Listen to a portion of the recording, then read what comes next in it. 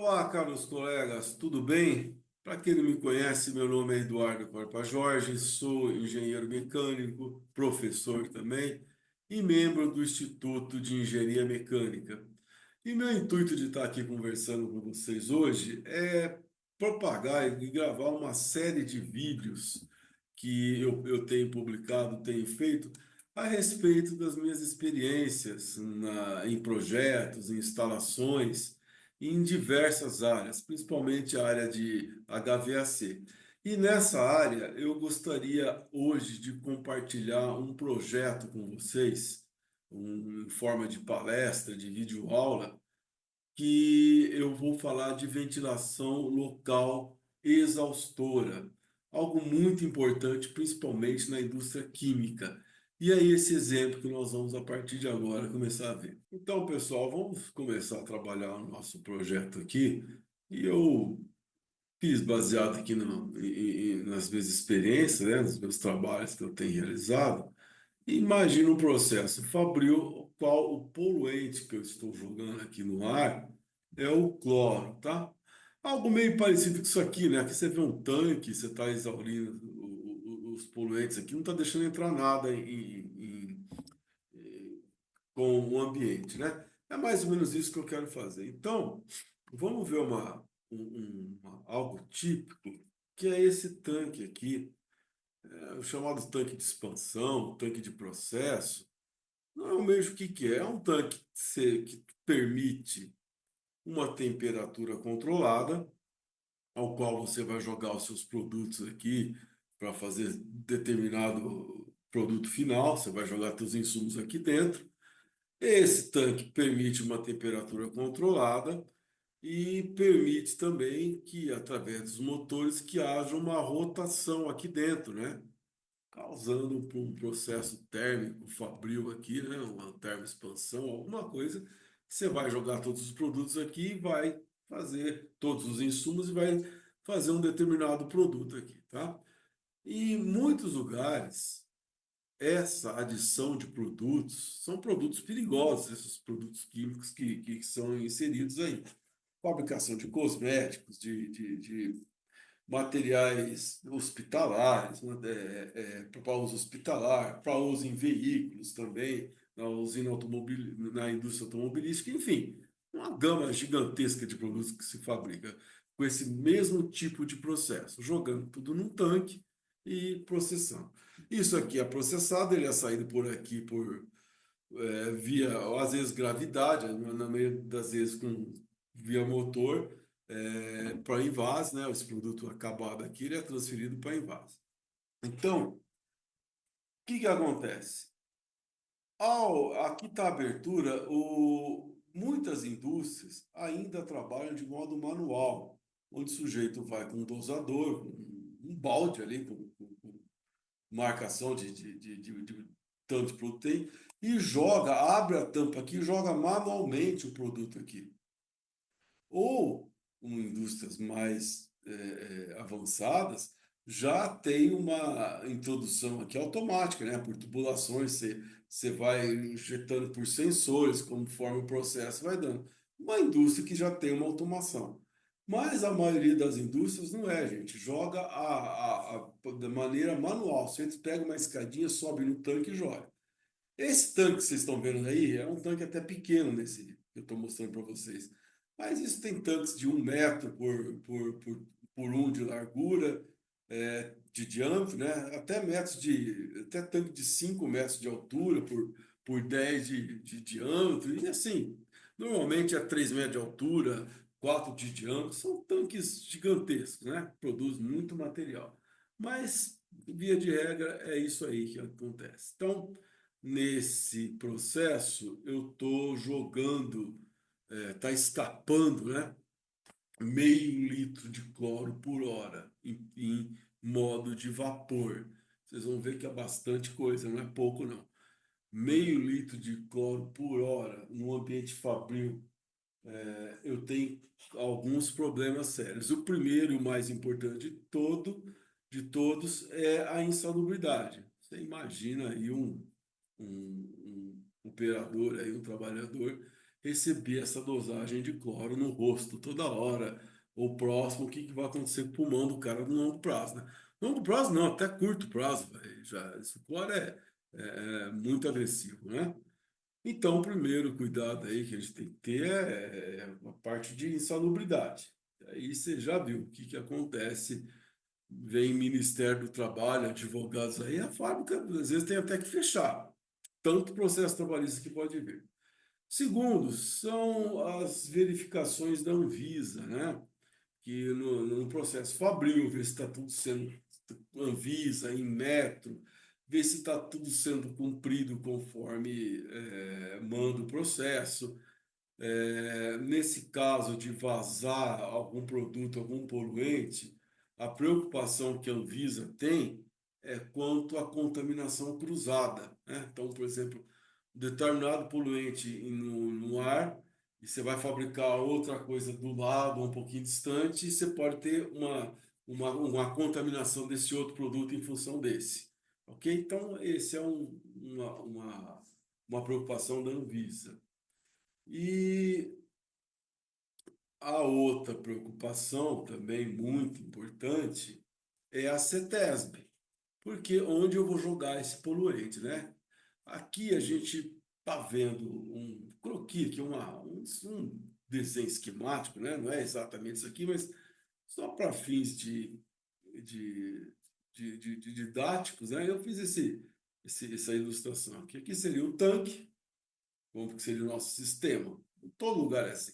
Aqui seria o tanque, que é esse cara aqui que eu acabei de mostrar para vocês, né? Esse tanque aqui. O captor, aqui está uma coifa, né? Não é bem isso. Os sistemas de dutos, o filtro, aqui o motor exaustor e aqui fora o ar que está sendo expelido aqui, o duto, que é a chaminé que está jogando fora. Então, via de regras, aqui você tem o poluente saindo aqui, aqui a preocupação, aqui é o Ministério do Trabalho, Justiça do Trabalho. Aqui em cima já tem captando aqui tudo, esse poluente poder passar também é a Justiça do Trabalho, mas também a Anvisa, que eu posso ter um tanque aqui do lado que esteja sendo contaminado por este. E passou daqui, filtrou, veio para cá, gente, aqui já é problema da CETESB.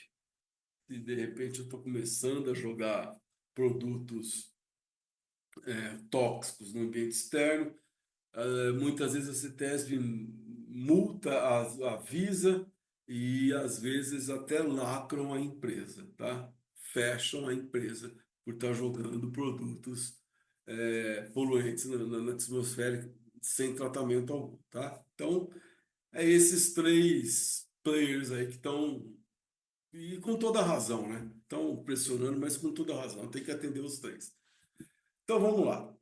Essa é um sistema básico aí, didático, que eu estou mostrando para vocês, que é o que vai acontecer normalmente nas indústrias. Vão projetar, às vezes, com um monte de captor, um monte de tanque, um monte de duto, mas o princípio é esse, tá?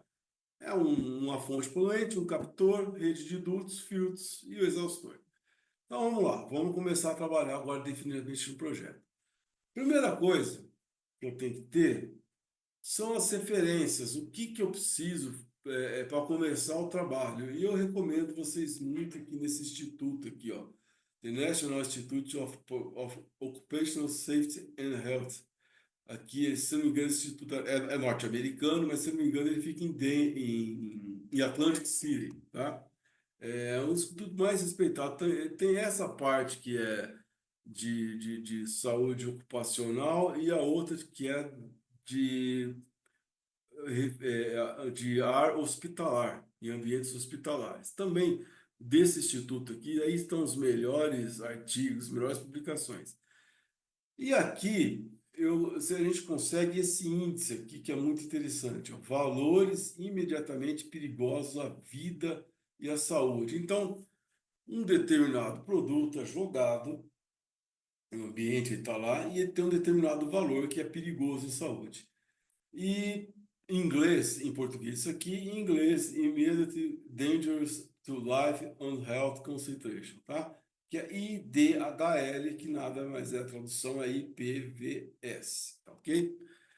Então, os valores tabelados informam a concentração máxima aceitável para 8 horas de trabalho e a vazão que devemos remover e a quantidade de ar a ser insuflado para diminuir esse poluente. Então, eu vou ter uma vazão máxima, uma concentração máxima de poluentes que é admissível e esse instituto que determina qual é esse valor.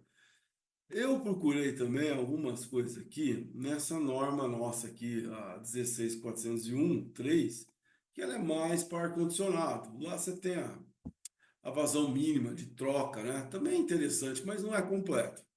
E também a NR15 e a NHO02 da Fundacentro, que também não são completas. Elas informam muito pouco a respeito. Ela dá só o valor em ppm ali e para por aí. Então, são muito incompletos, né? Falta muita coisa aqui. E aqui você consegue tudo. Uma tabela resumida desse instituto é isso aqui, ó, tá? Os valores que eu tenho de LH e aqui o que é tolerável em 8 horas de trabalho. Esse 8 aqui, ó, é o que é tolerável em 8 horas de trabalho, tá ok? Então, pessoal, o valor limite de exposição ao cloro para 8 horas de trabalho, TWA8CI, é determinado por diferentes entidades reguladoras, como a Occupational Safety and Health Administration. Essa aqui a gente acabou de ver as tabelas, tá ok? Para o cloro, no caso aqui, é 1,46. Então, vamos só dar uma olhadinha aqui nessa tabela e vamos ver os valores aqui, ó. Por exemplo, você chama bastante atenção aqui o benzeno, né? Aqui, ó, 10.000 miligramas por metro cúbico, que é a concentração dele. O aceitável é isso aqui, ó, de 10.000 eu tenho que passar para 5. Então, tem que ter uma diluição muito boa. O benzeno ele é denso, né? Ele esparrama muito fácil na atmosfera e ele é denso, não. Ele é fluídico, ele flui muito fácil na atmosfera, toma muito lugar e eu tenho que diluir ele com bastante ar. Tenho que diluir bastante ele para ficar aceitável. Ele é tão tóxico que ele é. Aqui, ó, por exemplo, o ácido sulfúrico, que eu falei que é oriundo aí de queima, de explosão de motor, né? Um dos rejeitos aí da queima que sai do escapamento é dióxido de enxofre. Esse dióxido de enxofre, né? Que o enxofre está lá no diesel, principalmente, né? Nos carros, nos caminhões, ônibus, caminhonetes, né? Principalmente diesel, gasolina também, mas o enxofre ele existe em grande quantidade nesses combustíveis e ele acaba sendo causando um resíduo no escapamento. Esse dióxido de enxofre, ao entrar em contato com a atmosfera, vai encontrar partículas de água e vai formar o H2SO4, o ácido sulfúrico. Aí tá, ó, olha com o ácido sulfúrico o valor dele e qual é a quantidade admissível para ele no ambiente. Então, muitas vezes na rua, principalmente em avenidas com muito movimento, com certeza passa e passa muito desse valor aqui, né? Só um parênteses aí para a gente ver o que é aceitável, né? Então tá bom. Então o cloro, pessoal, é 1,46, né? Por exemplo, o benzeno é 5, o ácido sulfúrico é 1, cloro é 1,46 miligramas por metro cúbico, que é a concentração aceitável para 8 horas de trabalho. Então é com esse dado que eu vou trabalhar. Vamos lá. Se eu tenho uma vazão, começando nossos cálculos agora, nós vamos determinar a vazão do sistema. Qual a vazão volumétrica que eu tenho que ter? Se eu tenho a vazão volumétrica que está jogando de poluente 0,5 litro por hora, primeira coisa, eu vou começar a ter muito cuidado com as unidades, porque é fácil a gente colocar uma unidade aí inconsistente depois dar valores absurdos. Então a gente tem que estar sempre prestando atenção. Eu tenho 0,5 litro por hora. Litro não é muito uma unidade de trabalho para nós, né? É metro cúbico. Então vamos passar litro para metro cúbico. Então já dá esse valor baixíssimo aí, 0,0005 metros cúbicos por hora. Essa é a vazão volumétrica de poluente que eu estou jogando ali em cima do meu tanque, ali quando o cara abre. O cloro tem essa densidade, tem essa densidade de 3,214 quilos por metro cúbico. Então, o que que eu vou fazer agora? Eu vou achar a vazão mássica do cloro, ou seja, eu tenho a vazão volumétrica mais a densidade, multiplico os dois, a minha vazão máxima é igual a 0,016 quilos por hora, tá? Essa é a vazão máxima. Agora, achada a vazão máxima, eu vou achar, vamos determinar a, a vazão de ventilação. O que que eu tenho que ter de ar para diluir isso aí? E aí é onde entra esse cara aqui, ó, essa coluna aqui, né? Essa aqui TWA-CI. Então, essa vazão aqui eu tenho que ter 1,46, que é a concentração. Então, eu vou saber o que que eu preciso no ar aqui, ó. Vazão máxima sobre o TWI. 0,0016, que é o quilos por hora, né? E aqui eu vou ter a nossa concentração aqui, que é admissível, que é 1,46, 10 a menos 3, 1,46 miligramas por metro cúbico. Ora, se eu estou em miligramas, vou passar para quilo, eu já estou na divisão de mil de grama ali, para 10 a menos 3 vou passar para quilo, então é 10 a menos 6, né? Dividir por 1 milhão, então dá 1,46 vezes 10 a menos 6. Aí sim eu achei a minha concentração, que eu tenho que diluir essa vazão de ar externo aqui para diluir essa concentração de 1,46. Eu tenho que jogar essa vazão. Então, para determinar, esta é a vazão de ar a ser extraída para o ambiente, por frestas do ambiente, né? Não para do ambiente, por festas, janelas, ventilação mecânica, etc.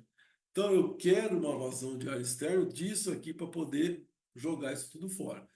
Qual a vazão total que eu tenho que ter? A vazão do poluente, que é só isso aqui, 0,01607, mais essa vazão do ar. Ou seja, quem está mandando aqui, quem está fazendo tudo aqui, pessoal, é o ar, não é o cloro, né? Tem que jogar todo esse monte de ar aqui para tornar o ambiente salubre. Então, qual é a minha ideia aqui? Voltando um pouquinho no croquis, ó, eu tenho aqui esse poluente. Eu tenho essa vazão aqui essa sucção aqui, essa exaustão. Qual a minha ideia?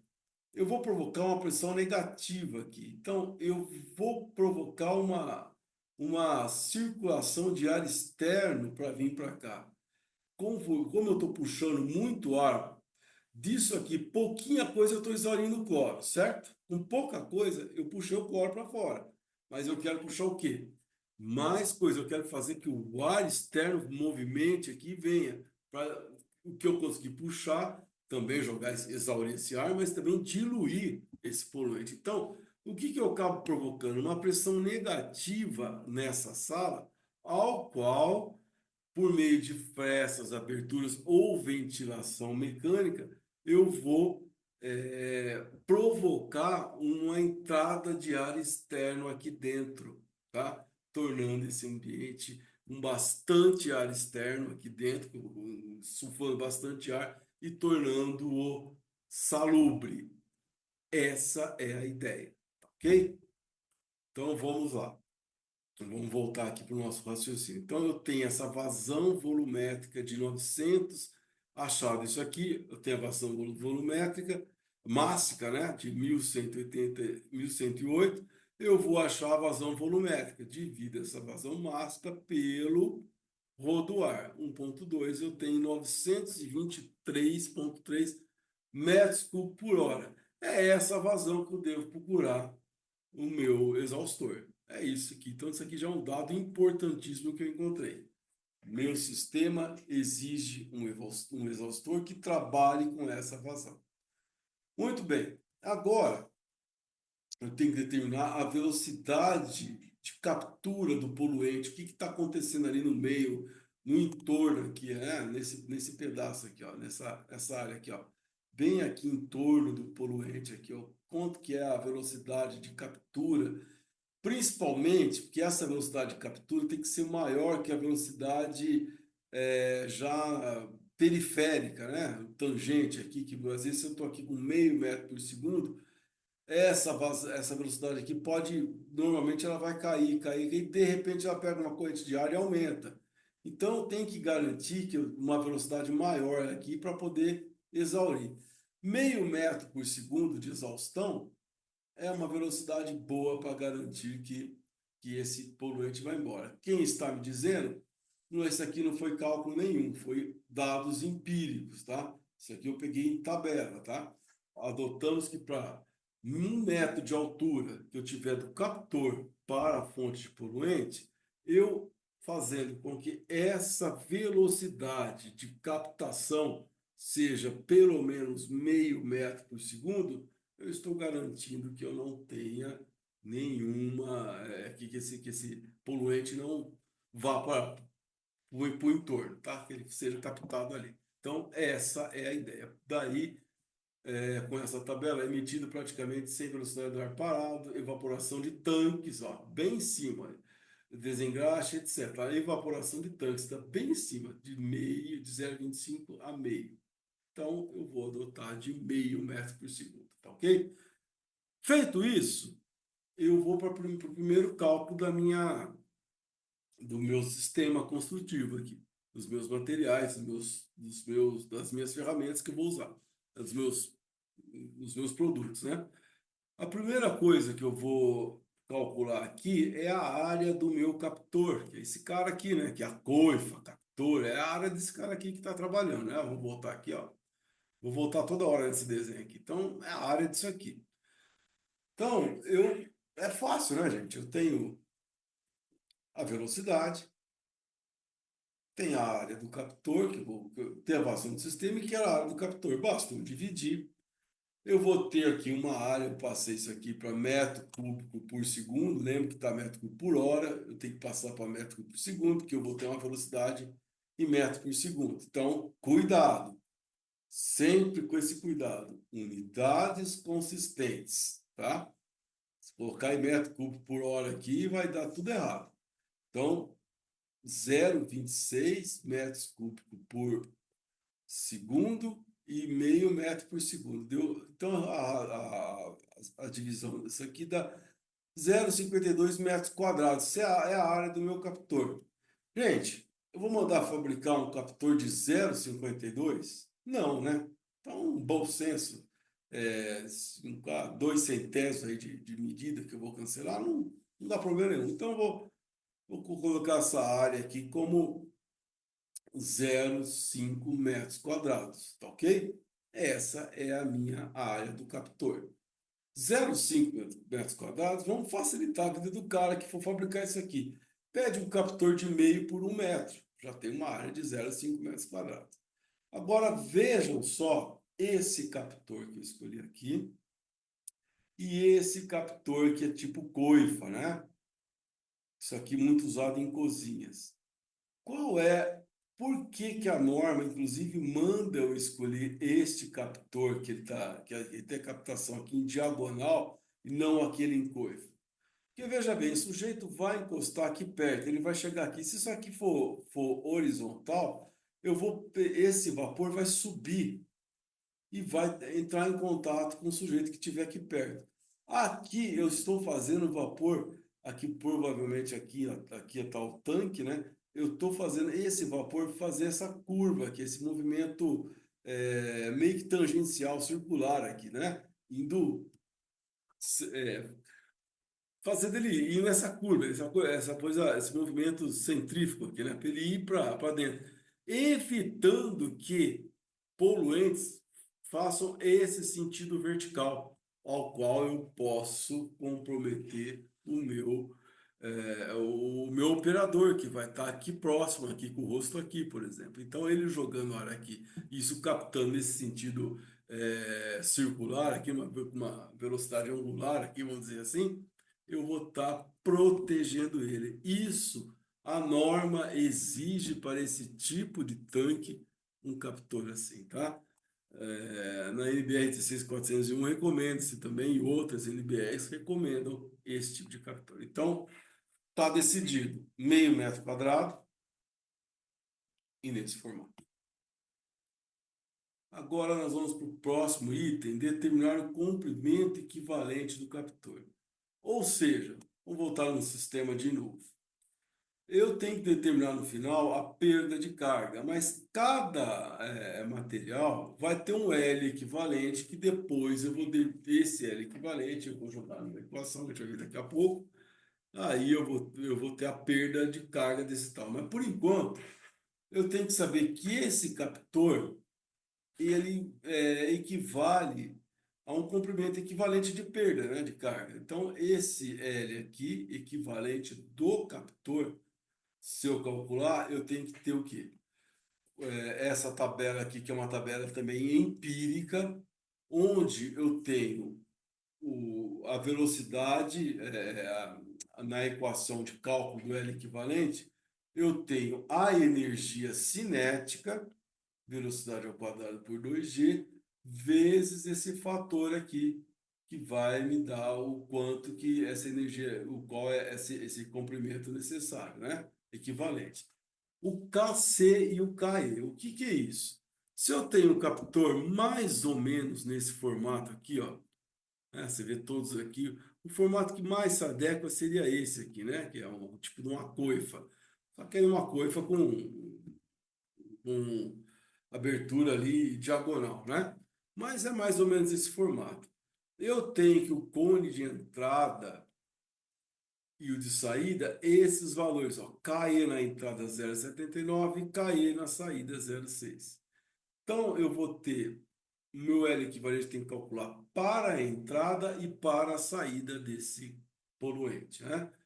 Eu tenho aqui a velocidade, que é meio metro por segundo, 2,98, tal, 0,008 metros com 0,6.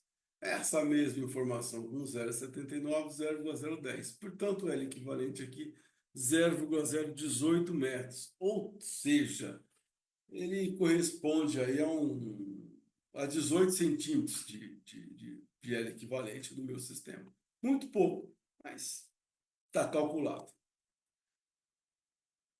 Próximo item, determinar a velocidade no duto.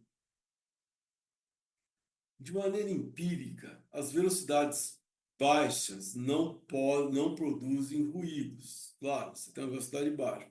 Mas o que pode acontecer a uma velocidade muito baixa? Se eu tiver particulado, um material mais grosso, mais denso, se eu tiver uma velocidade baixa, pode ser que esse material fique depositado no duto, eu não consiga removê-lo.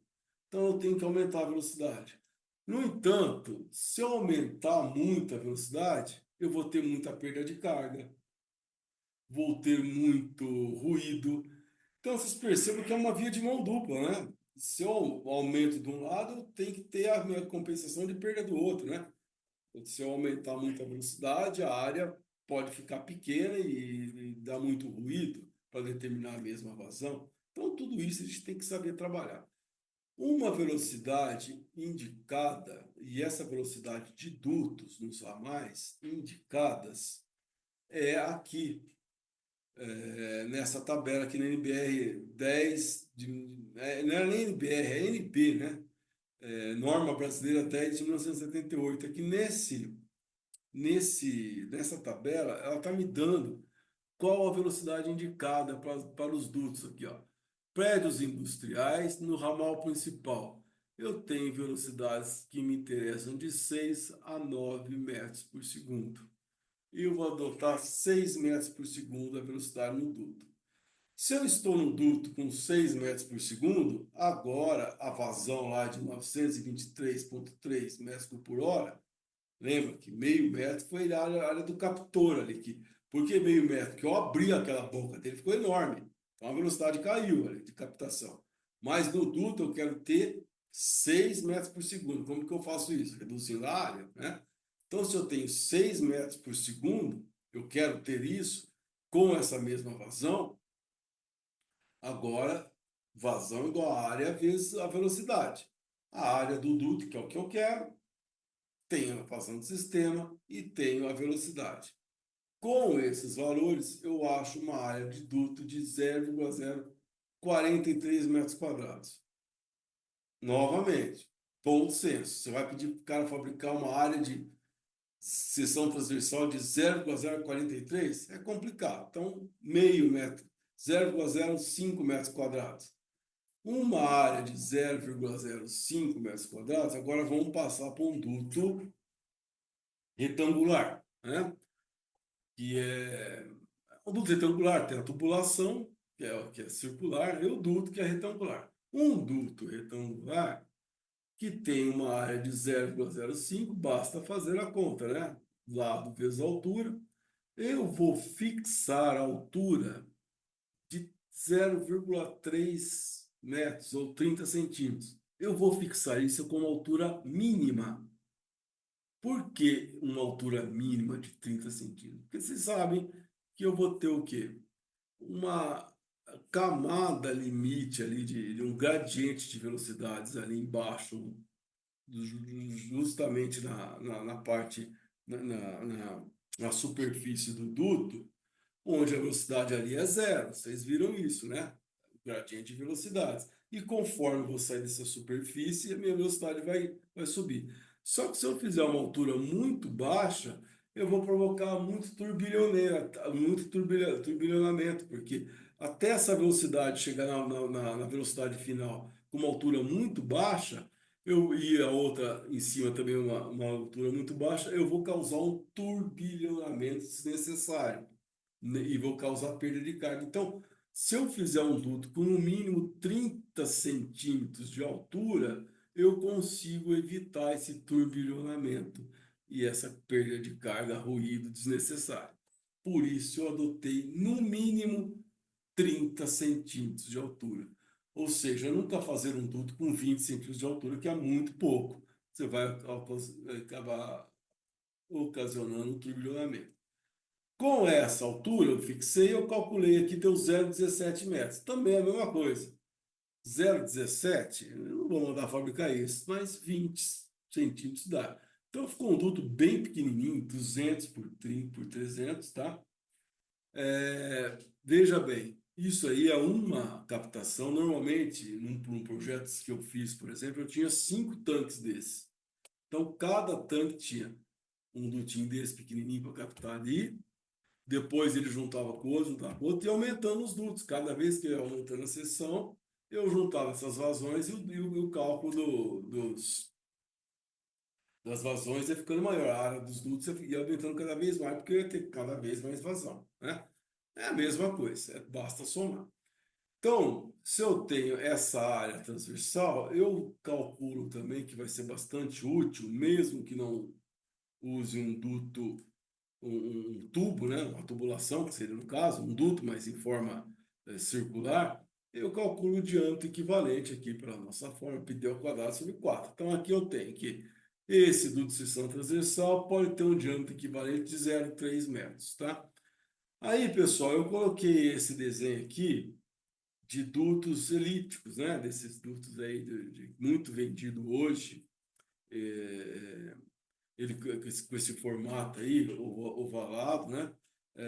Com a seção transversal parecendo ovalado, né? E eles são muito vendidos hoje, né? Porque são já pré-moldados, já fácil de montar, a obra vai rápida. Para esses dutos, o fabricante dá um diâmetro equivalente disso aqui, tá? Não se preocupe.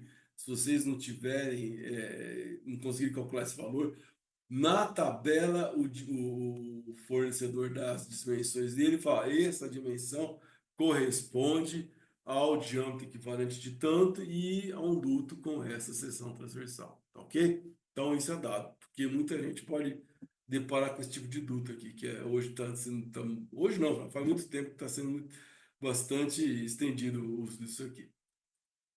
Próximo item agora, determinar o elemento filtrante. Então, eu tenho a vazão, eu preciso de filtrar esse cara. Eu estou puxando cloro, estou exaurindo o cloro, um material tóxico. Eu não posso jogar um material tóxico, um poluente desse, direto na atmosfera. Eu tenho que filtrar ele. Um filtro interessante é esse aqui, ó. Como que eu escolhi esse filtro? Pela vazão, eu tenho 923,3 metros por hora. É um filtro específico para esse tipo de situação, para gases, para particulado muito pequeno. Ele já é um filtro para esse tipo de coisa. Esse fabricante aqui, para mim, tanto faz, eu não estou fazendo propaganda de ninguém, tá? É o que eu encontrei, mas tem um monte de fabricantes. Você vê fabricantes de filtros industriais, vocês vão encontrar pelo menos 20 aí, fácil, fácil, na primeira pesquisa no Google, tá? E aí eu tenho esse filtro, tá bom. Por que que eu escolhi ele? Ó? Notem, a vazão dele é 1.000 metros por hora. Eu tenho 923, então tá bom, o 1.000 atende, tá? E outra coisa importantíssima, esse filtro provoca esta perda de carga de 100 pascal. E aqui estão as dimensões do filtro. Então eu já escolhi o meu captor, já determinei a seção transversal dos meus dutos e já escolhi o filtro. Tá vendo? Já estamos ali com bastante coisa agora já, já determinado. Então, pessoal, vamos agora para a parte final. Eu tenho as perdas de carga nas curvas, no filtro, né? E no captor. Do filtro já está em Pascal. Eu vou calcular agora o L equivalente de todo o sistema. No captor é 0,018, bem pouco. Nas curvas eu tenho duas curvas que dá 1,8 metros de comprimento equivalente, então 2 vezes 1,8, e mais os valores das tubulações aqui, ó, 1 metro, 19, 2 metros aqui, mais 4. É isso, então somando isso aqui dá 3,6 metros. Agora sim nós vamos calcular o fator F. Por quê? Notem que eu tenho agora nessa equação aqui de Darcy-Weisbach, que é a determinação de perda de carga em ΔP dos dutos. Veja que ele relaciona a energia cinética, né, V ao quadrado por 2G, mais a viscosidade do fluido, comprimento sobre o D, L sobre D, vezes sobre o diâmetro, né? E vezes esse F, que é esse fator aqui, ó. Falta esse cara para mim calcular, tá? Então falta o F, fator de fricção. Esse fator aqui a gente não calcula, a gente vai no diagrama de Moody-Hawes, que lá a gente consegue. E para conseguir esse cálculo no diagrama de Moody-Hawes, eu já vou mostrar o diagrama para vocês. Na abscissa, eu tenho aqui o número de Reynolds. E na ordenada do lado direito, a rugosidade relativa. Então, para calcular o F, agora eu tenho que ter o número de Reynolds e a rugosidade relativa. Reynolds, vocês sabem, né? Velocidade vezes o diâmetro sobre μ. Que aqui eu coloquei uma letra diferente, está aqui si aqui. Eu não achei o μ no alfabeto grego lá que tem no PowerPoint. Deve ter, que eu não procurei direito, que é a viscosidade cinética, né? A viscosidade cinética eu encontrei em livros de termodinâmica, lá nas páginas, nos apêndices de tabelas de propriedades termofísicas, e a viscosidade cinética do ar de 30 a 40 graus Celsius, ela está na ordem de 16,04, 10 a menos 6 metros quadrados por segundo ao quadrado. Então, eu vou dividir 6 metros por segundo, que é a velocidade, de 0,3 metros por 16,04 10 menos 6 metros quadrados por segundo ao quadrado. Eu tenho metro por segundo, metro quadrado por segundo quadrado, divido, corto, não vai dar nada, vai acabar não tendo unidade nenhuma. E é isso que é, né? O Reynolds é um número adimensional. Achei o valor de Reynolds bem alto.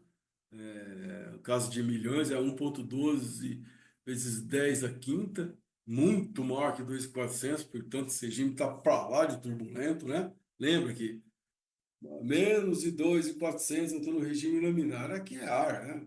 Muito turbulento direto. E aí eu vou achar agora a rugosidade desse sistema. Como que eu faço isso? Não preciso de calcular nada, gente. Já está tudo tabelado, tem essas tabelas de materiais.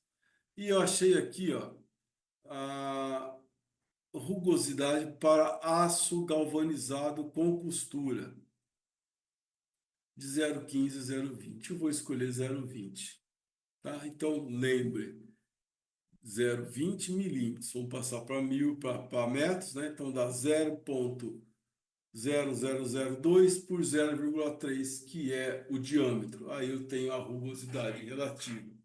6,7 vezes 10 a menos 4. Então, eu estou com na ordem de 10 a menos 5 e 10 a menos 4 para cima, né? De meio para cima.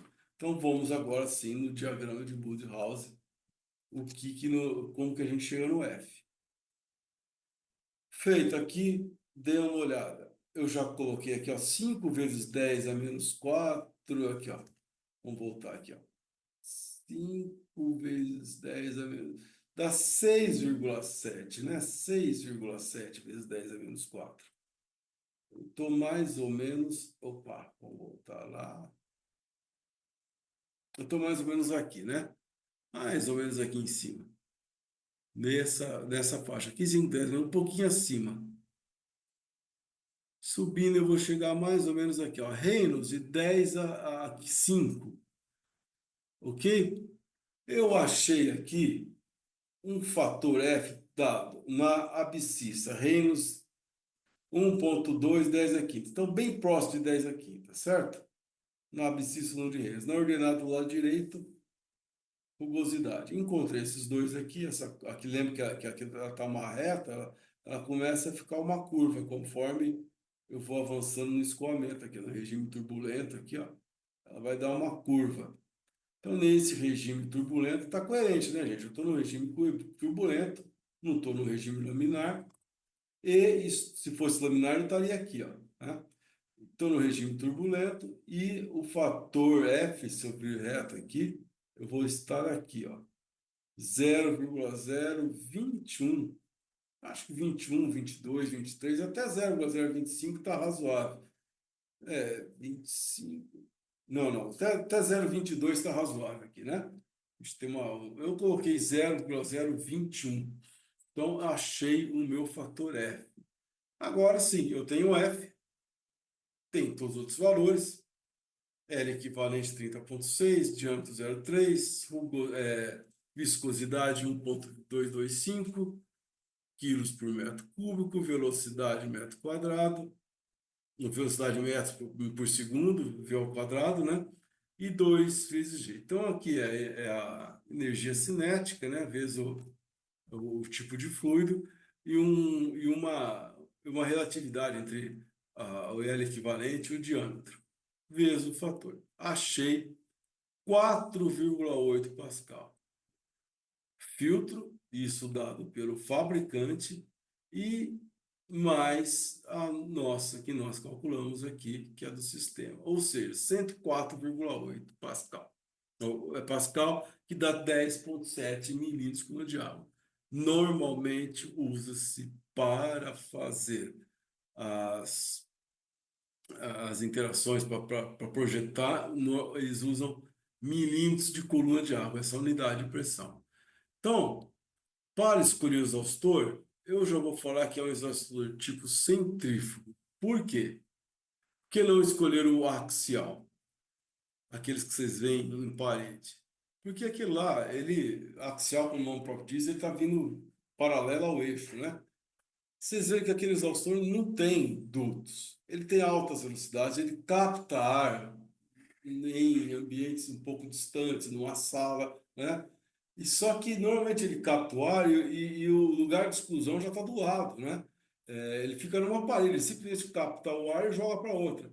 Ele não tem pressão estática para pegar um poluente lá dentro da fábrica e transportar por viadutos para um lugar longe, já ele já descontaminado, passando por ventilador e por uma tubulação muito grande por filtro.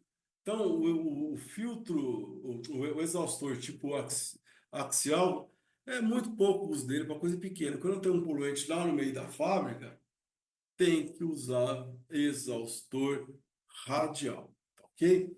Esse exaustor radial, eu escolho o tipo de exaustor centrífugo, radial, centrífugo porque está trabalhando igual um caracol, né? Girando para dentro, e radial porque está jogando para o particulado para a parede aqui, centrífuga circular e jogando para a parede aqui contra o raio, né? E por que essa denominação siroco? Siroco é que ele tem, dentro da construção, ele tem as pás curvadas. Essa pá curvada, ela dá mais eficácia na condução do particulado. Ou seja, vazões pequenas, ela consegue fazer essa remoção com mais propriedade do que uma pá reta. Por isso que a gente usa um tipo siroco. Então, eu já escolhi o tipo de exaustor. Agora, com os dados, para a gente acabar, perda de carga total mais a vazão total, eu vou escolher o ventilador. Agora, pessoal, um erro muito comum na escolha de ventiladores. O cara pega a vazão minha, que é 10.7, 923, e já vai com esses dados achar um ventilador com essa vazão e com essa perda de carga. Tá errado. Isso aqui são condições operacionais. O que o fabricante te dá são as condições seguintes: a vazão que ele põe no dado de placa é o exaustor no chão, na rua, na calçada, ali, como se tivesse descoberto de nada. Você liga o exaustor, sem nada, ele te dá uma vazão do que está no dado de placa lá. É livre, trabalhando livre. Não tem nada, não tem produto passando, não tem filtro, não tem nada. Ele está livre, não tem tubulação, nada. Então ele pega de um lado e já joga para o outro. Esse é o exaustor livre. É isso que eles te informam lá no catálogo. E a pressão estática que eles dão lá no catálogo é a pressão como se ele tivesse inteiro fechado. Ele vai até essa pressão, tá? Então é um erro pegar por aí. Eu tenho que pegar o exaustor pelos dados operacionais. Quais são meus dados? 10,7 de ΔP e aqui ele deu 923,3 metros cúbicos por hora. Por uma questão de precisão aqui, de acomodar melhor os dados, ele usou metro cúbico por minuto, muito comum. Então eu já converti, bastou dividir por 60, né? Deu esse exaustor aqui, ó. Deu essa aqui, ó, 15,38. Então 15,38 aqui, mais ou menos, eu vou estar mais ou menos aqui, ó. 15,38 com. Eu vou estar mais ou menos aqui, ó, bem aqui. Você vê que ele é bem pequeno, né? O mais próximo. Só que esse próximo ele está um pouco distante, ou seja, ele vai atender de sobra. Se eu tivesse bem em cima da curva dele, eu já não iria escolher ele. Por quê? Se eu estou bem em cima da curva dele, eu estou no limite de trabalho. Então, como eu estou bem antes aqui, eu estou mais ou menos aqui, né? Assim, tipo assim, mais ou menos aqui, ó. Eu estou apontando com o mouse. Então, tranquilo, posso escolher ele.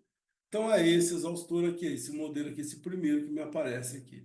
VT6, tá? Tipo Siroco. Então, se eu escolho esse exaustor, e aí guardem as vazões e a pressão. Ó. Vamos ver na tabela aqui, aparece dado de placa. Ó. Vazão 22, pressão 38. Ó. Vazão minha 15, bem abaixo, e pressão 10. Eu tenho 38. Então, quer dizer, se eu não posso pelos dados de placa, né? Eu tenho que pelo dado de operação. Então, fiz essa conta, aí sim.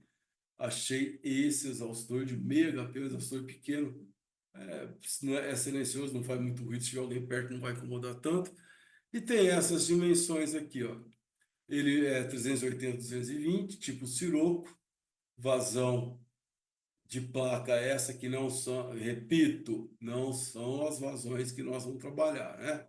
22 metros cúbicos por minuto e eu tenho 15, tá? 107 milímetros por de água e ele trabalha até 38, tá? Então, se você for por esses valores, você não vai achar. Você tem que ir pelo valor de operação no gráfico, tá? Meio CV. E aqui tá os dados dele, né? 17, 220 por 1750 RPM, que é muito importante esse dado também. 220, 380 volts, 35 quilos ele pesa, largura, isso aqui são os dados reais, né?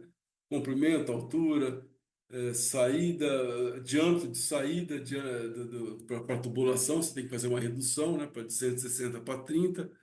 Ele vai sair com um diâmetro de 160, eu vou reduzir para 30, né? Ou 30 por 20. Assim sucessivamente, com esses valores, eu vou projetar uma caixa com esse exaustor aí e um duto. Tá ok, pessoal? Então, é isso que eu queria passar. Essas aulas, eu postei essas referências bibliográficas aqui. Vocês vão achar na Ashore 62.1, que é a mais completa, tá tudo lá, tá? Esse estudo aqui foi essa apostila que eu achei na internet muito boa, fiz questão de pôr muito boa, tá? Tá tudo aqui. Esse livro aqui, Engenharia de Ventilação Industrial, é um livro antigo, até meio chatinho de ler, mas ele tem meio que um basicão, tá?